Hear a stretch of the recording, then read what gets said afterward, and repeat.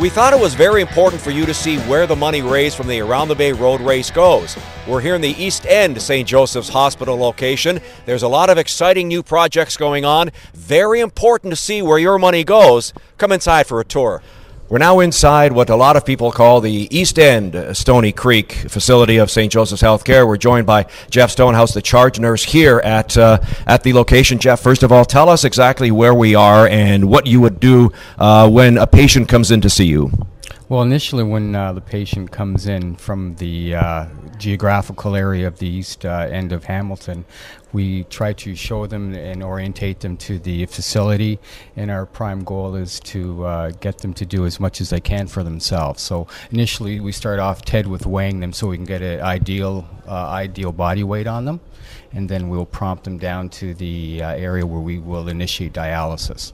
And we should mention that the area that we're in deals strictly with dialysis, and this is something that I know that this wing opened up relatively a couple of years ago. It's relatively new, and you deal with a whole lot of patients, and this really is state-of-the-art, is it not? That's correct, Ted. We started, it'll be 2 years ago in April that we opened, and we have 39 stations, and we are open from 7:30 in the morning to 11:30 in the evening, and we process 3 shifts during that time.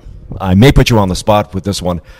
On a normal day, because of course in healthcare there's no such thing as normal, how many patients would you see on a daily basis or on a weekly basis here?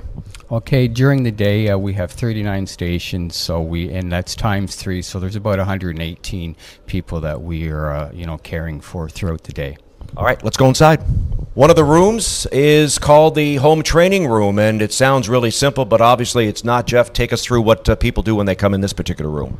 Okay, Ted, after we have assessed a person's ability to comprehend what dialysis is all about and the willingness to go home, we have a facility here for at least 4 patients, during which time they go through a comprehensive training program, and they are taught to dialyze themselves and to take the machines out of recirculation and to be able to problem solve some of the smaller difficulties that they may encounter. And then after they have passed their, it's usually about an 8-week orientation, they're launched into their home facility. Okay, the first part we saw the dialysis unit here at the East End facility at St. Joseph's, and now on occasion people do need surgery. We're in one of the surgical wards here at St. Joe's, and Sandy, the charge nurse, is here, who just finished with patients. So if you would, in a nutshell, this is I guess the area after surgery where patients come, where you and your staff give them such great care. That's right. No, actually we do the pre and post-op here, so we get the patients ready, and then we get them ready to go home from here as well.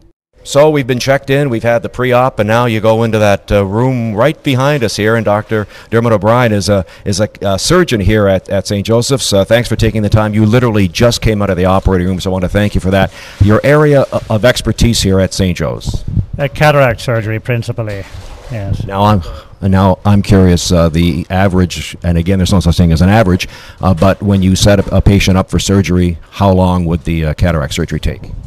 Cataract surgery itself doesn't take long. It involves a hospitalization here at this new outpatient purpose constructed facility of about 2.5 hours. The surgery itself usually takes less than 20 minutes. Now I understand, and we'll show more, but we have the surgical units here, and I understand that there's more being built. The need is there, and of course the chance to raise money for healthcare is important.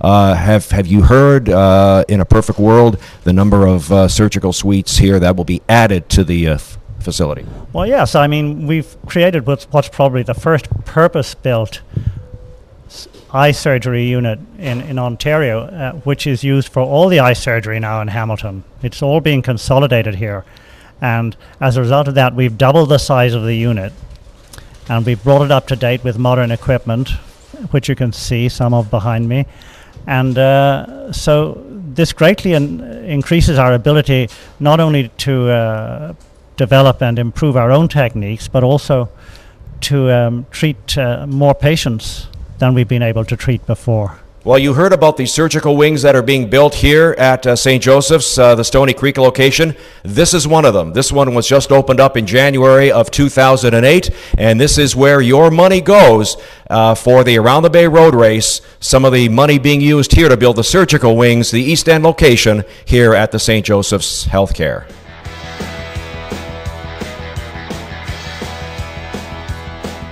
Very important component to healthcare is women's health, and a really interesting program here at the East End location of St. Joseph's. Mary McDougall is with us, and Mary, tell us about the room we're in, and I guess more importantly, tell us what this area is all about. This is a women's health center, and we have a number of services as part of this center. With all the different aspects and all the different departments and experts that you have here, is this something relatively new for the Hamilton area here at St. Joseph's? It's relatively new for the Hamilton area, but I also think it's relatively new for all of Ontario, particularly this combination of mental health services, gynecological services, and well woman care. We're joined by Lena Justanis here in the women's health area of St. Joseph's, and I would venture to say, Lena, that this is a room that men have never seen and probably at some point in their life probably have no idea what goes on here. This is the mammogram room. Tell us what goes on in here. We understand what it is, but talk about the concept for all the men that maybe have no idea what's involved. Yes, they definitely have no idea what's involved. What happens is a woman comes in for their mammogram. What we do is we do 4 pictures, okay, 2 on each side, and we have to squeeze the breast in order to get good pictures. So this paddle comes down, it compresses the breast so we get a good picture. The more compression, the clearer the mammogram. That's why women always complain that it hurts so much, because we really have to compress them in the machine. We want to get that good detail, make sure there's nothing hiding in between the breast tissue, and then after we're done with the 4 pictures, then they're all ready to go home. So this is such a guy question. On a normal woman, mammograms are important. Is it yearly? Is it twice a year? Is it every 2 years? Every 2 years. Routinely, yeah. If there's no family history and if they don't have any problems, every 2 years. We hope you've enjoyed our series on the Around the Bay Road Race, preparing for the race and getting the medical clearance, and more importantly, where the funding goes. We hope to see you March 30th for the Around the Bay Road Race. Run the 5K with me.